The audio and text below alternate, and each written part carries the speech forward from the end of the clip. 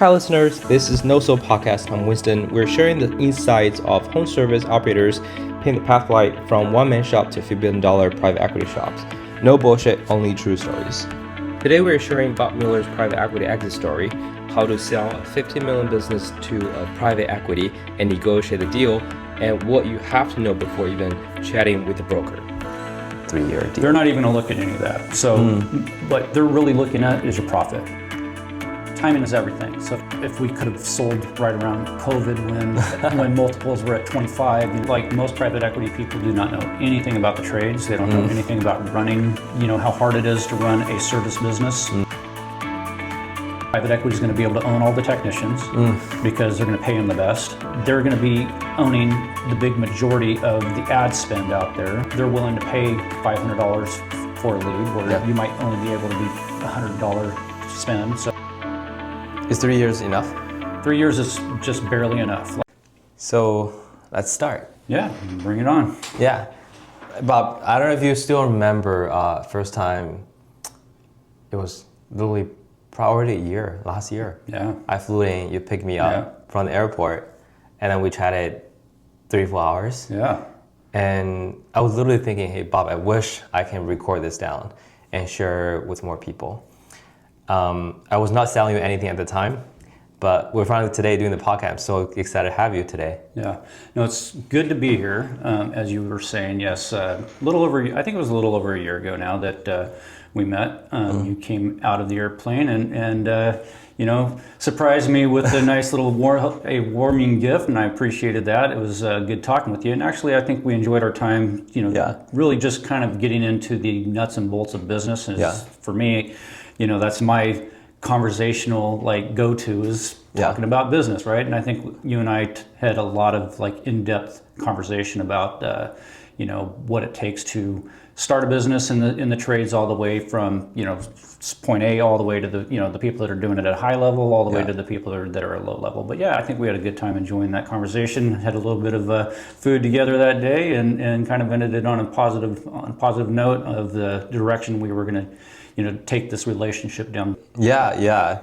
And for the audiences that we're targeting, they're mostly business owners, PEs. So before we even dive into our topic today we're mostly going to share about private equity. Yeah. Let you spend a few minutes to... Okay, yeah. So really, if we're going all the way back in time, I got out of the military in the later part of the 1980s. So I'm an 80s military guy. Started my business pretty much straight out of that, parlaying it with being a veteran-owned type business, and kind of been that way my whole career. I was in the Great Northwest at the time, over in Oregon, in the Northwest over there. Different little bit in that area compared to where it is over here, both temperature and licensing and operational. Everything was a little bit different back in those days. And of course, I've gone through, the evolution of how we advertise all the way to what we're doing today with high level technology. So I've kind of been through a little bit of everything, but my background has been in, really just being a high level technician, all the way to just learning how to be, the navigational part of learning what business is all about, and then understanding, hey, this is either it can change your generation, generations down the road, or it can just be a struggle your whole life. And I had to kind of get that kind of navigated over the last 10 years. And my main focus over the last 10 years has just been really high level business, business side of it, understanding what it takes to actually turn this into something that's, eventually something that you can exit from and, continue to, build on your legacy. And that's... What was the moment, I know we talked about this, what was the moment you feel like, okay, it's totally different stage? After this is 30 years you've been running this, right? There's going to be a moment that you feel, okay, this is different now, I have to do things differently. Yeah, so I think it's really one of those things where it becomes very evident as you get older that you got to really start focusing on what your long-term goal is, because you don't have a short-term goal anymore when you're reaching my age. I'm close to 60 years old. I had to kind of I had to figure it out pretty quickly, especially when you've gone through some of the challenges I've gone through. I've been through some divorces. I've been through, selling businesses and starting over and starting completely over when I started this thing, 12 years ago, and not in a position to where it was like even, a thought that I was going to build it to the potential that I can do today. So it was a lot of focus over the last 10 years of putting this thing into the position now to where, it's generational changing, it's life changing. There's moments to where, you weren't sure whether you were going to get it there or not, when I was in some different stages. And it's just like, as a man, you go through a lot of different evolutions. When you're in your 20s, you're not thinking about, building a business that is valuable that you can sell someday or exit from. When you're in your 30s, you're still learning your trade and skill set. And, for me, I've gone through different eras of where technology, like we weren't even in the technology space when I was even halfway through my career. So now it's I'm able to really leverage technology, especially, with the type of stuff that you do. But, I was able to leverage technology, leverage the way that we were able to build brands quickly through social media. We've been through the social media stage for the last 10, 15 years. And of course, I've been heavily focused on that over the last 10, 15 years of just building a brand and, changing the trajectory. So that's kind of what has been my main focus over the last 10 years. But I would say, to answer your question, like it's evolution that you go through from, depending on the age you are, from in your 20s all the way to your now into, you just go through evolutions, and then it really makes you really think about things differently. When you get a little bit short runway. When was the moment you think, okay, now I have to, there's going to be a moment, right? Like I need an exit plan. Yeah, so for me, there wasn't really, like I didn't have a true exit plan. I had to kind of like start it from, okay, if I was going to exit, what would that look like? And when I was a small plumbing company, barely a little over $1 million, a year in revenue, there was no exit plan when you're at that stage, right? So you got to now start to think about, okay, what is it going to take me to exit if I wanted to exit, and especially when you're not, operating at a high level, you don't have a business that's really worth anything. How are you going to get there? Well, I had to leverage any type of value that I had and offer it to people that were able to help me build. And so I just leveraged relationships, leveraged what I had in this business to attract people. So at what level do you think you can have an exit plan? Because 1 million, not 2, 3, 4, there's going to be some scale, you think? I really believe that you can start thinking about it when you're about a $5 million business. That's kind of about what I think that you can start to really see that you can take it to potentially get it to a private equity deal. And then, depending on what your strategy is, on a $5 million business, you're still probably going to need to be part of the platform if you really want to be able to really exit. Otherwise, now you're trying to do it as a solopreneur and trying to sell it to private equity that doesn't really want a $5 million business. Like when you're selling to private equity, you're really not selling to private equity. When you're a $5 million business, you're selling it to a business broker that's taking that to private equity. What is private equity? Like for most, it sounds like a fancy term. Yeah.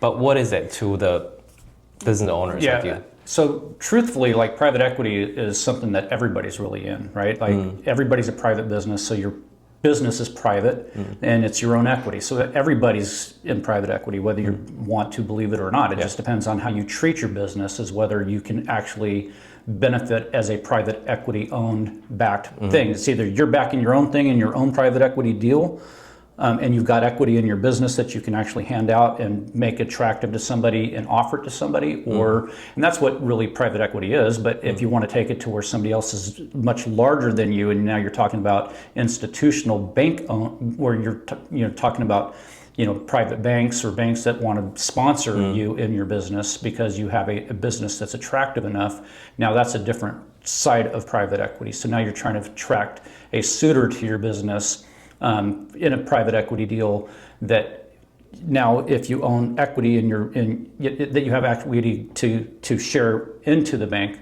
or into a deal, then that's your opportunity, in order to start participating at that private equity deal. And private equity is just like a larger scale institutional size banking people that have like the ability to invest in your business because your business is investable, and there's always going to be a return on investment. So now you're going to have to, now you got a partner, and like you can scale a lot faster when you got a partner, and you can do a lot more things when you have a partner. So now you just got to look at private equity as a partner. So you are getting external money as a partner Right. to help you grow. Right. So what's the difference between and someone want to exit, like eventually fully leave my company and just want to get some investor coming in? Are you still going to get paid out, like profit share? Like how would that structure look like? It really is. That's why you got to have a business broker. Okay? I see. Yeah. And if you don't have a business broker that you're working with, or a part of the platform that you're working with, that you can do it two different ways. Well, three different ways. Like you can sell on your own, try to do it on your own, and you're probably going to lose pretty heavily on that. Yeah. Or you work with a really good investment person that knows private equity very well, and that's just a business broker that you would be working with, and that person can help you navigate, but they're going to get a piece of the pie. Private equity, when you're a small company, you have to perform, and a lot of those guys get performance deals, and it's hard to exit on a performance base. So that's what I was very curious. Like, what will be like, say, some typical good deal, bad deal, or great deal? Yeah. So great deal is when somebody's going to just write you a check and just let you walk away from it. Okay. Because you've got a business that makes enough sense on paper that you can do that with, right? Yeah.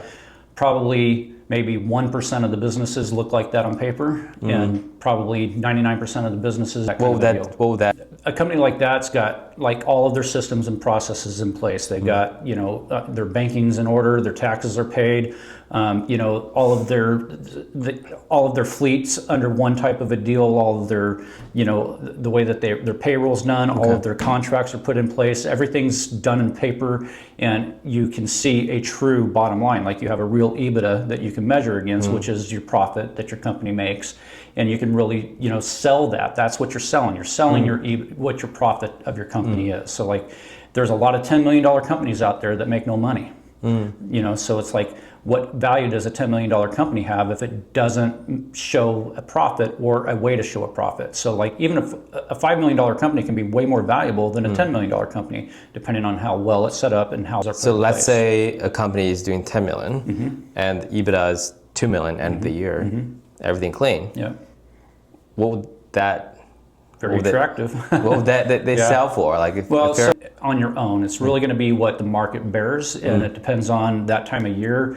And so, like over the last year or two, we've seen multiples anywhere between 8 and 12. So someone going to write you a check, hey Bob, 20. What it's going to be is, so if you got a $2 million EBITDA, times 10 would be your $20 million example there. But yes, that would be a great deal. That would be a great deal. So what is something in the middle? So something in the middle would be somebody that would be like on a like they're in a deal where they have to perform. So you're going to get a little bit of your debt paid off so that your company can grow quickly, because when you're not paying debt, you're growing quickly, and so that makes you more scalable, but then now you still got to be sitting in the chair and building it with them, because private equity doesn't want to run your business. Yeah. Private equity wants your business running by itself without an owner involved in it, but you got to prove that that's going to happen. So you got to hit benchmarks, and so a lot of times it's like you got to hit a 2-year benchmark,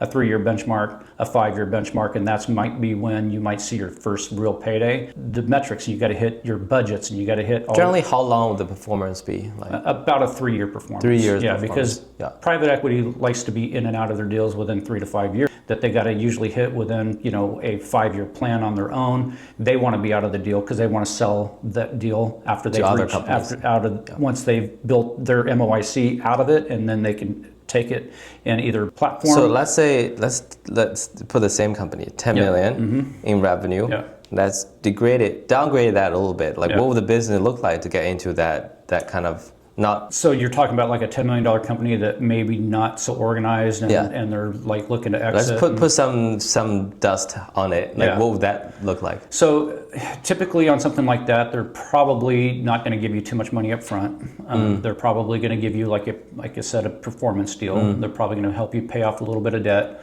And then you're probably going to exit in the next 3 to 5 years on something like that, but you're probably not going to ever see what you really want out of it, because again, unless you got a really good, like, this is where contracts matter. And there's so many really bad contracts in the private equity space. If you don't know how to read a contract and you're not sure about your contract, this is why you really got to trust your business broker or the lawyer that you're working with on this. Because again, I can't really give anybody like the best advice on what is best for them. It's all about, what position that the person's in and give them really good advice. So let's say it's the same company, 10 million. You're saying is, okay, there could be a case that the company has some debt.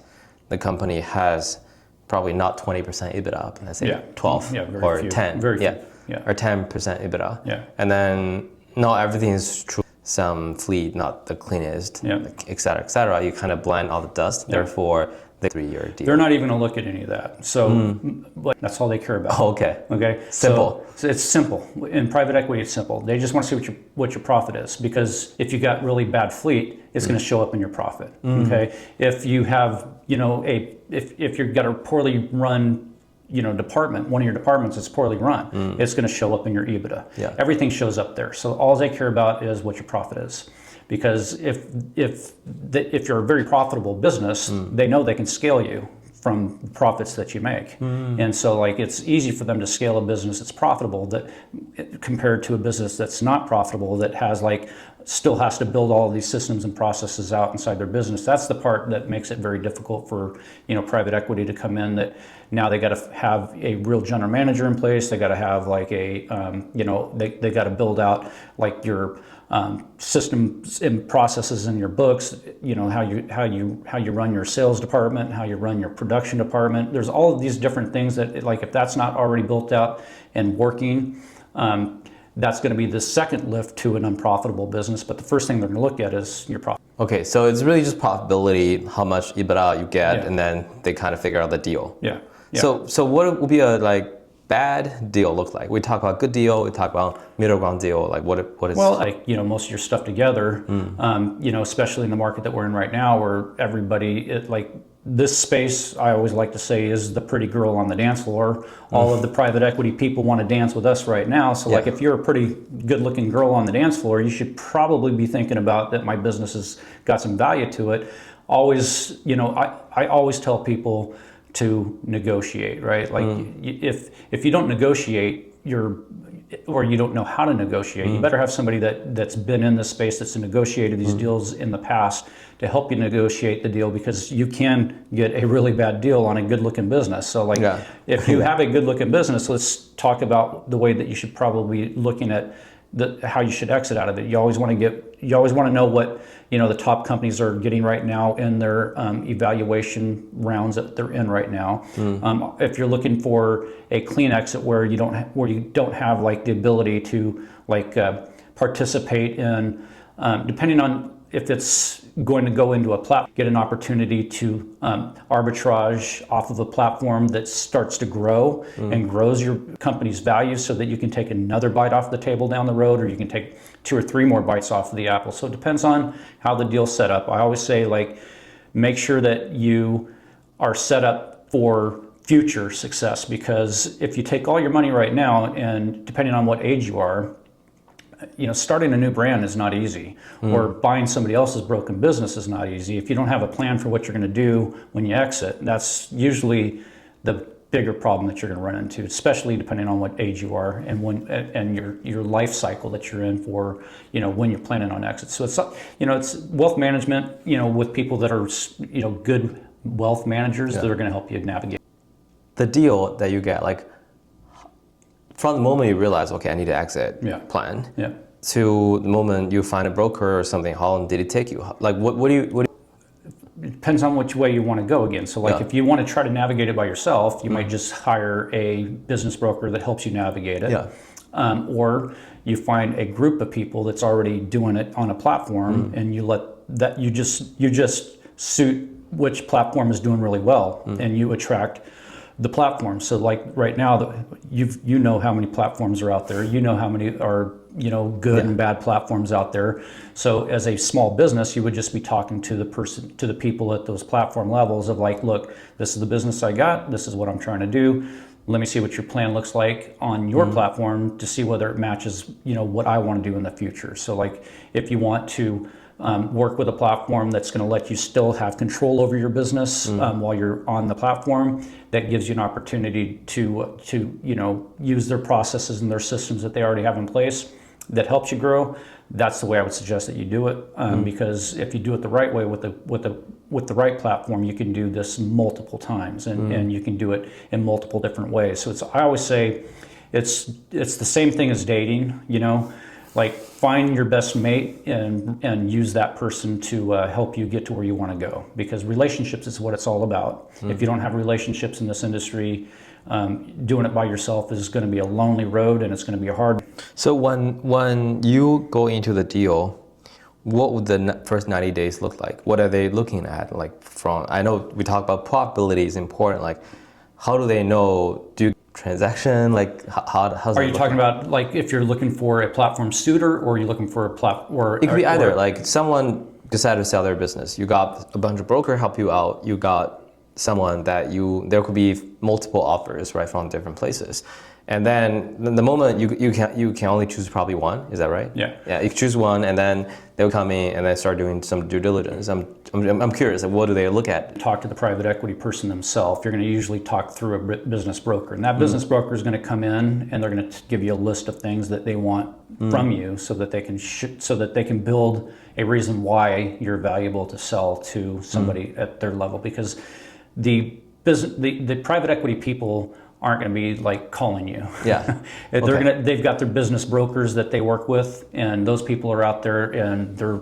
hawks, right? They're flying all over the place. They're looking. How much do you need to pay those people? Of the deal, and that's usually negotiate. You're usually not paying it out of your business. It's usually coming out of the deal, and it's usually business buying. So they have the motivation to make sure they get you a better deal. That's right, because you're out of your own profit. You're paying it from what they're, it's still coming out of, at the end of the day, at the end of the day, it's still going to wind up costing you. But realistically, like if you got the right guy that you're working with on something like that, they're going to come in, they're going to tell you, okay, these are the 10 things that we need to do today. These are the 10 things that we need to do 30 days from now. These are the 10 things that we need to do, 120 days from now, and probably about 100. So is that typical? Typical, yeah. 6 months? Yeah, it's going to take you probably 6 months to Is anything surprise you on the list? No, but like maybe it surprises some people. Like, I mean, do you have like your last 3 years worth of taxes paid, and like it's in good shape? Is your fleet all taken care of? Is your business, not paying, overheads that it shouldn't be paying for? You're not running any weird side business out of there. You don't have 3 different uncles that are on your payroll that shouldn't be on your payroll. I mean, weird things like that draw red flags, and now you got to figure out how you're going to walk that back, so that you can get clean, real data, so that you can actually start to show either the investment bankers, or you can show your business broker, or maybe you do have some business that's worth enough to where you're actually talking with that one person from the private equity side that's coming in and asking for that list. So it depends on who you're talking to, but most of the time, most businesses are not in any that it's going to take less. How many items months. are there? I would say there's probably at least, I would say a good 50 items that you're 50 items. Yeah, there's going to be a good 50 items that you're going to have. You see what your balance sheet looks like, okay? And when you look at your balance sheet, you're going to see most of those things within your balance sheet. But then you're going to also look at what's inside your weird spending that goes on inside there that you're just going to be looking at, that you're going to have to just get cleaned up. Different contracts that you have inside there that you're going to be, maybe you've got like some house deal that you put inside your business that's your business is paying for, some weird, condo that's inside Cabo that's paying, depends on what you got going on in there. Well, they're not going to be too interested in paying for that stuff down the road from now. But again, it's all about how you get all that stuff derailed out of there, because this is why I'm saying it's so important to make sure that you run a clean set of books, especially if you're thinking about selling. Get it clean for the next year, and run it clean for a good solid year, and then you have very little to deal with. But if you're like in a position today where somebody comes to you and says, and you weren't thinking about selling your business, and somebody comes to you and offers you, hey, I'd like to, consider buying your business, and you haven't even thought about it, it's probably going to take you good, to get to the point where. So it would take around 6 months for. Yeah, I would say any company that's not in good shape right now on the book side, But if you're running a clean set of books, you're ready to go tomorrow, right? I mean, like that's the idea. Like everybody should. Okay, let's say now you got a deal, you got something pretty cleaned up. They offer you something. Is anything like in exchange they're gonna offer something to get the deal? Is there anything you feel is more important than? I mean, I don't know about what could be more important than your evaluation. Like that's the nut of your business, right? Yeah. But terms is always the best deal. Like that's the part of the negotiation. Terms, because because like, say your business is they give you a basis. Say your basis is $9 million or $10 million is your basis of what the floor of your value of your business is, and they say you can either take.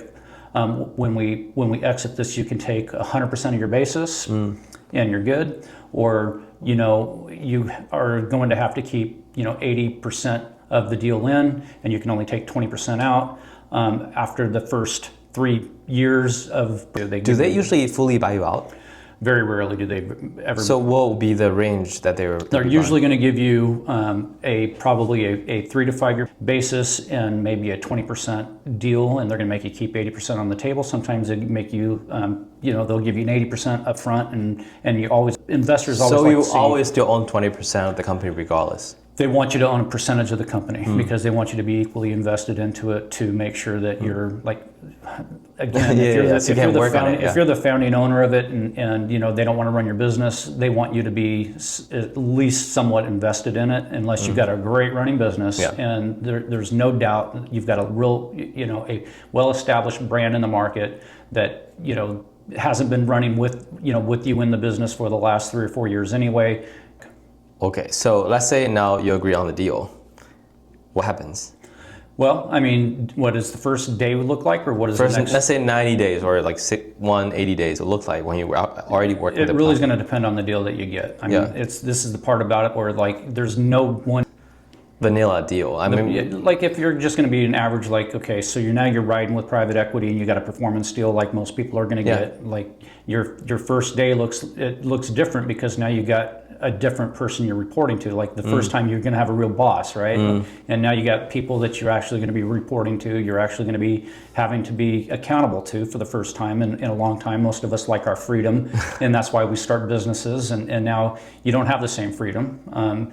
You gain a little bit more freedom from the company side of it, but you create another set of like less freedom to deal with because now you're having to really worry about whether or not you're going to perform. Because if you don't, like a lot of guys that don't perform, they wind up not getting any of their money out. Based on your estimates, what would be the ratio of people who can actually?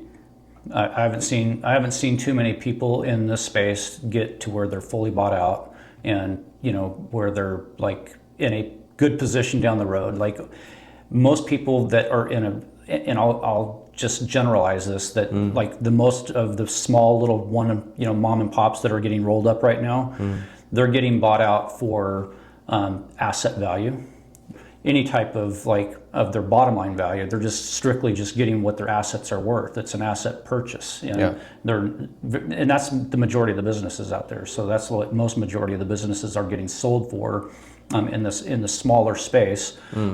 People that have like any type of real sale, they are getting that 5 to 10 multiple. Do you know why? Like, is it because the performance requirement is harder? It's harder now if you're part of a platform and you're getting performance based off of what the whole platform is doing. Now you're performing at a different scale. So now your performance is based on maybe you're on a platform with 30 other companies. Okay, now that's a much different thing when you're talking about a platform that's doing 300, 400, 500, maybe $1 billion worth of EBITDA. When you're talking about your company that's doing $1 million worth of EBITDA compared to somebody that's doing 200, that's a completely different ball game. But on the individual company level, right? They're gonna give you a performance. Let's say do they say something? Okay, hey Bob, you're doing 10 million this year. Next year you need to do 11. The following you need to do 12. Do they say something like that or no? Well, most of them they're going to give you the deal that you're like, you have to, like, they're going to give you a trajectory of what the company has to hit.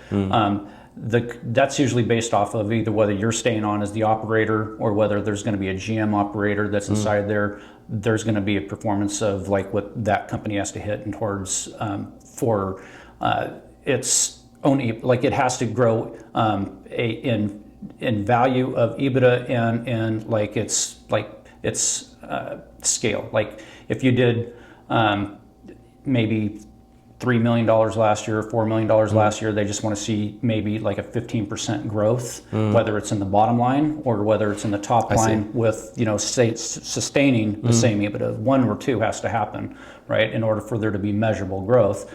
Like even if it's just EBITDA, that's just as good, right? Yeah. So that's usually the way that they want to see you perform. It's either going to be in scale. Do they always give you GM? They want to see a GM. I mean, they want to see. Because for your experience, remember you had a GM that brought by the platform, right? Like, how do you see this kind of arrangement? Is it good? Is it bad? Like, how do you know? Because they're gonna. Well, so it depends on again how you set up your deal. Like for me, I've always brought my own GMs in, and I can incentivize them however I want. And for me, like I always want to include my GM as part of the deal because, like, if I have them as committed to growing this thing as I want it to be, then so. If they're part of the Class A stock that the company's building from, and they're part of that from the beginning, that's the best incentive. Instead of being that next round in, when private equity buys when they've already been performing from the beginning. So like if you incentivize them from the beginning, and they can help you grow and exit with you, but they stay on through a contract deal that now they're part of a performance plan on the next round. And they get a little bit more ownership, and you can step away even better. Like it depends on how you set it up from the beginning, and it depends on what kind of contract that you have in place with them. They don't care if your GM is somebody they pick or if somebody that you've picked, as long as it's performing, right? That's the bottom line. So it's always just how much you left on the table by the end of the year. Yeah.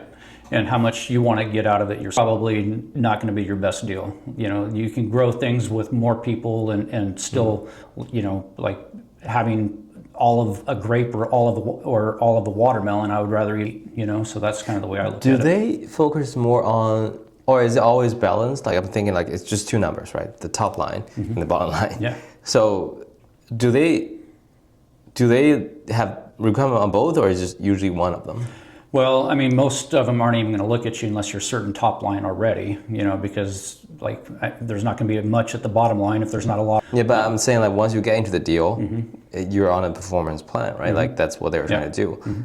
What the performance look like? Is it going to be on both? Is it going to be one? Well, like I was just saying, so it's like if you're becoming more profitable because they're part of your company now, and you're just all your growth is just in profit, they're going to love you. I mean, like again, $1 million off of $5 million is better than $1 million off of $20 million. Like if you got to make $20 million to make $1 million, or you only have to make $5 million to make $1 million, what do you think they're going to like better? Yeah. It costs a lot of money to make $20 million. So like you got to have more technicians, you got to have more overheads, you got to have a lot more moving parts. If you can do that at a smaller scale and be more profitable, they're going to love that a lot more than you be profit. So, but do they put the plan on? Let's say, let's taking personal plumbing as an example, right? Like when they put you on a plan, there has to be some requirements. Again, so my deal, I don't have any of that. Like I don't have any performance stuff on my deal. Again, it's all about how you negotiate, right? Yeah. So like most people are going to probably negotiate a little bit different deal, and most people usually wind up doing that. And like my biggest message that I give everybody, and it's one of my biggest mantras, and I'll show you it on my phone, again, if you don't negotiate your day, then you settle for your day. And I always say never settle, right? You always negotiate. Like you only get what you settle for. And so like if you don't settle for anything, if you only negotiate everything instead of settling for stuff, you're always going to do better. So I always say negotiate strong. So that's the first part of that. So the second part of it would be, yes, most people are going to be on a performance deal. Most people are going to have to perform. And again, it all depends on what you negotiated on that performance. So it's either going to be you have to grow by X amount in percentages per year, or you have to grow at X amount in EBITDA per month. So it depends on what you're performing. Is there anything you wish, like we talk about, like first 90 days in, right? They're gonna have something negotiate with you. You have a boss reporting to. Is there anything you wish you can do better? Like now we have this deal, but what if something you wish, like okay, before, if I were knowing this, I want to. For me, it would have been just like picking better people to be in business with. You know, like your partners are the most important thing. The people that you build relationships are the most important thing. Timing is everything. Like in the market, you know, if we could have sold right around COVID when multiples were at 25, you know, I mean, timing is. If your business is always ready to sell, it doesn't matter what time of the market it is. You know, you can sell at any time, and that's why I always say just make sure you're always sellable. But you know, for me, I wasn't sellable at that time, so I didn't get to participate. You know, in the COVID era, and so. I would say that I probably would have picked some different people to have been part of it with me earlier. I would have scaled a lot quicker and done things a lot differently in terms of the type of people and partners that I picked, and just pick the right people. It's what it's all about. Like pick people that have done it, pick people that are willing that understand your plan, and that you can incentivize to help you get. Like the hardest thing to do is to do this on your own or do it with people that aren't committed to it. Yeah, I remember like last year you were having some downtime and then you quickly resolved that. Did platform help you anything, or you just need to figure it out on your own? Again, for me, it was different, you know. There wasn't a big incentive for them to help me, you know, at that time. I mean, even though you would think there was, for me, like I was all in on this thing. Like this was, you know, for me, I didn't have a plan B. You know, my only plan was to get this thing, you know, back to where it needed to be, even though we had a down year, downtime on all that other stuff. I didn't have a choice. I had to sit there and you know, dig. But you solved it quickly. I solved it, and you know, we got back to where we needed to be, and here we are now, where it's, you know, we're at the finish line, and you know, everything's looking good, and you know, we've got a bright future, and the company's got a great, you know, future ahead, and you know, I see this thing growing exponentially over the next 3-5 years, and you know, a lot of opportunity out there for people, but again.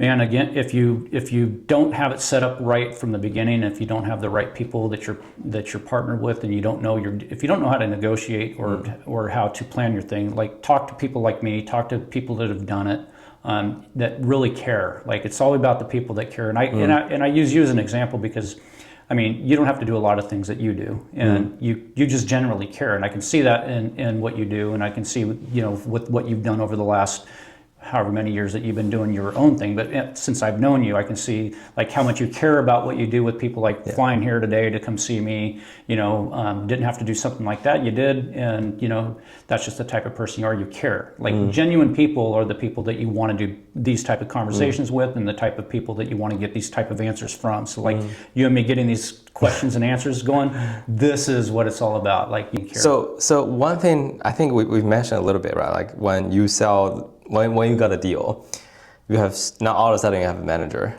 which you never have in the last 30 years. Right.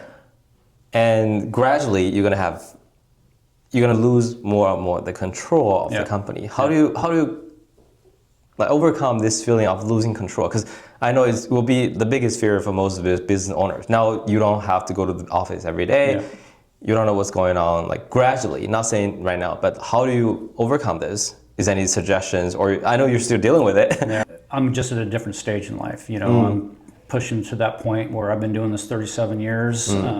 I don't have to have like ultimate control. I've hired and fired thousands of people. I've gone through this fight for many years. I'm ready to go see a lot more of China, and you know, travel and do a lot more things that I want to be able to do. So for me, it's not going to be as big of a fight to lose some of the control. It might have been when I was in my 30s or 40s. You know, when I still had a lot of fight in me and a lot of like growth time and you know, worried about what I was going to do for the next 20, 30 years, but like I've got a much shorter runway than a lot of people. So for me, it's all about, you know, I don't mind giving more of that control to people at this point at this stage in my life. But that doesn't mean I'm not going to go out there and still, you know, do deals and negotiate stuff. Like the way that I've put this deal together, I can go out there and acquire other companies. Will you see yourself, or say like 3 years down the line, if you're bored, let's say everything fully exited, would you say like I want to do more of those? Yeah, no, I mean, for me, I'm just going to stay as a silent investor, and I will continue to just invest into the business because it only helps.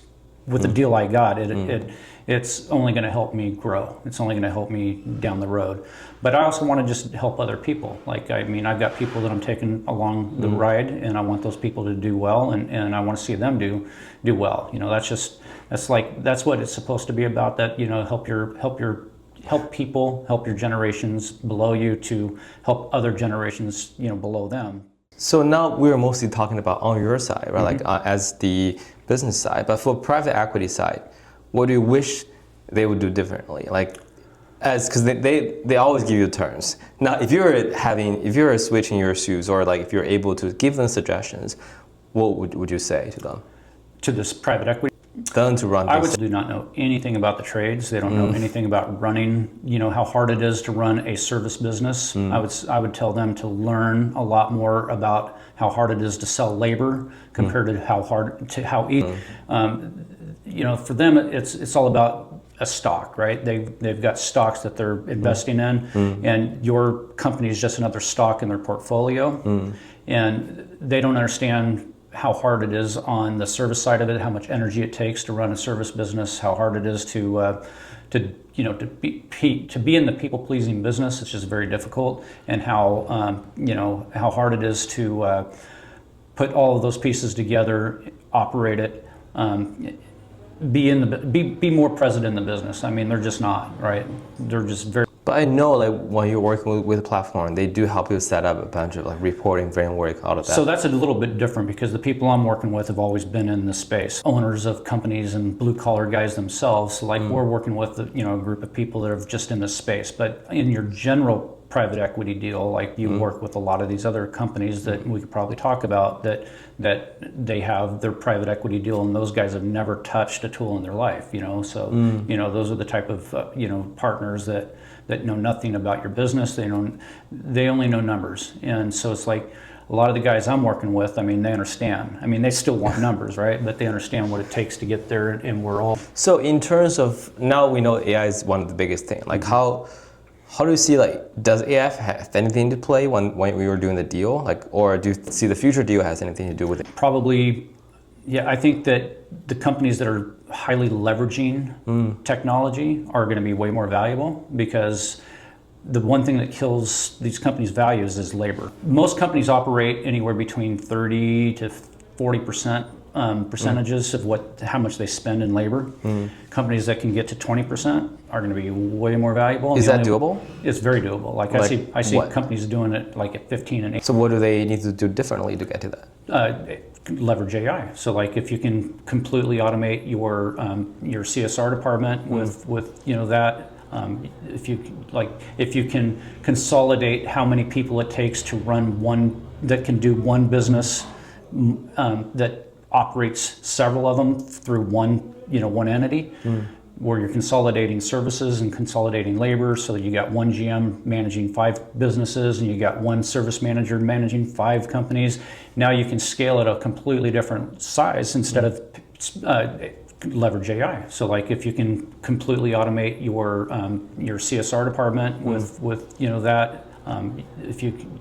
If you can consolidate how many people it takes to run that can do one business that operates several of them through one entity, where you're consolidating services and consolidating labor, so that you got one GM managing 5 businesses and you got one service manager managing 5 companies. Now you can scale at a completely different size instead of like a GM. Most GMs are going to cost you $150,000 to $400,000 a year, depending on where you are in the market. If you can replace that all goes to your bottom line. Well, what's $400,000 worth of EBITDA mean?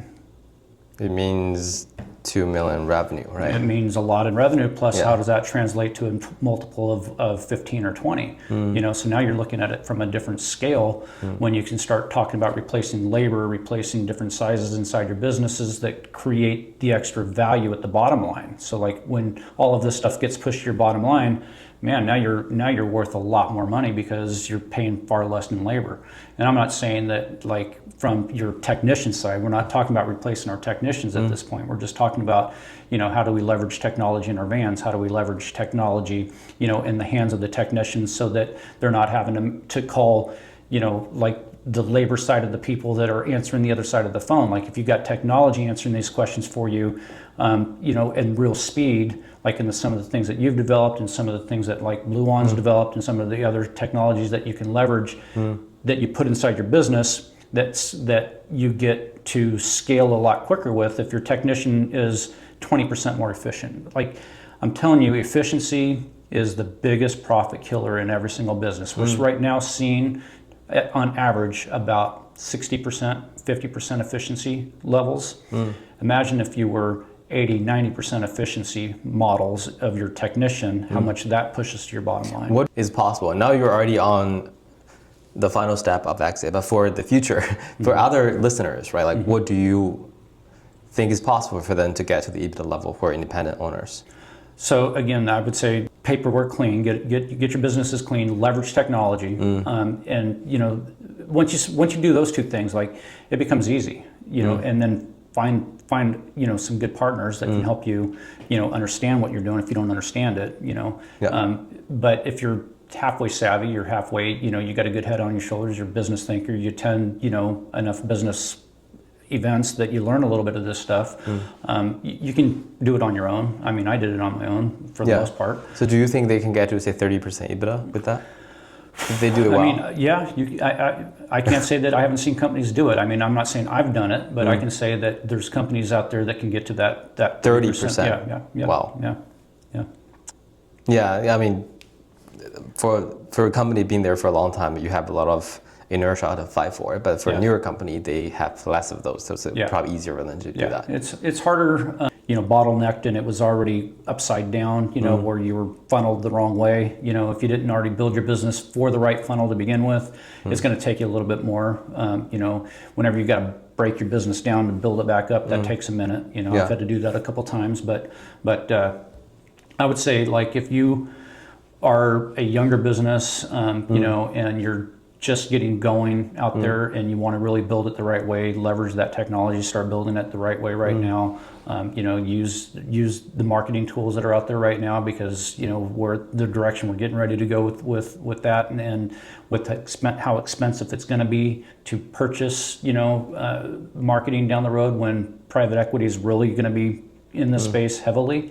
You're not going to be able to buy leads for the same price that you're able to buy them for right now. It's going to cost you way more, because two things that's going to happen.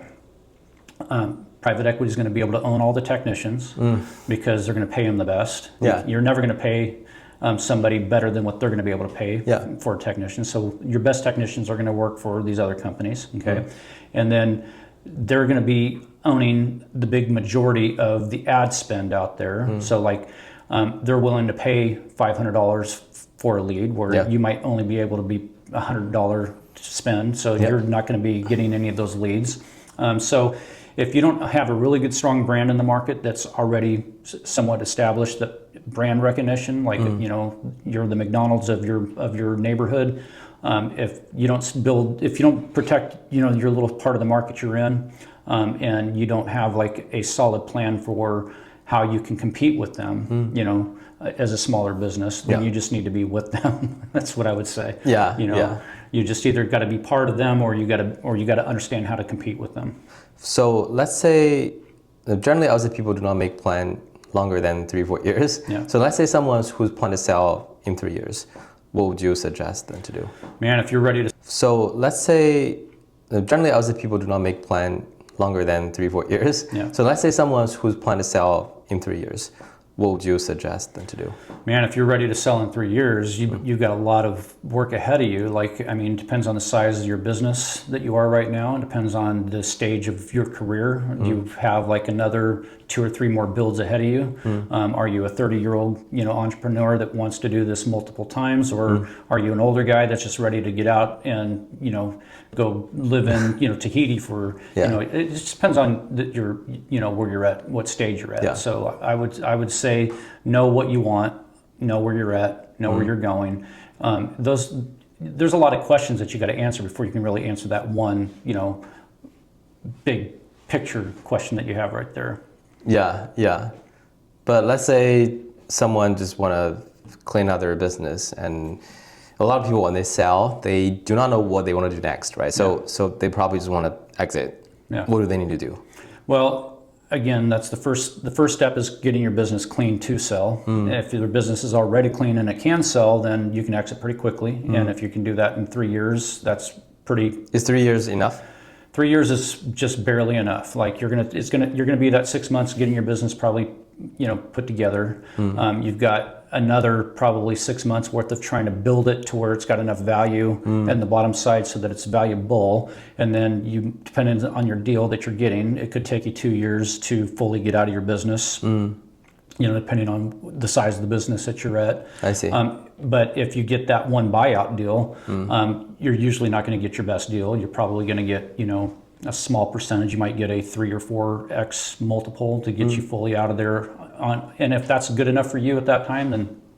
When you say 3, 4x, let's say you have 1 million EBITDA, do they just write you a million for 4 million check? That would be it. So you got it right away? Right, yeah, you're just done. And run. Yeah. Okay. Yeah. So, wow. I mean, that might be good for a lot of people. That's great for a lot of people. Like, how does the tax work? Do they need to pay something on the 4 million tax? Of course, especially if you're here in California. Okay. Like you just wrote yourself like a $1 million check if you're in California. If you're a $4 million, California's gonna rape you. But yeah, that's the other side of it. Just making sure that you're talking to your best tax strategist that's getting you set up for your exit. Because if you do it the right way, you can avoid a lot of tax. You can avoid a big percentage of that. I see. Makes sense. I'm glad that we captured this most important part of the deal. Yeah, the taxes is definitely the most important part because that's going to cost you the most, especially when you sell a business. Yeah. I think this part, would you mind if I just when we do the podcast, would you mind if I put your email? So if people want to contact you in the future. 100%. Yeah. We'll put my email in there and, we'll put, NOSO as the sponsor down at the bottom of there, right there. You can write me a big check at the. It'll be 43% of tax.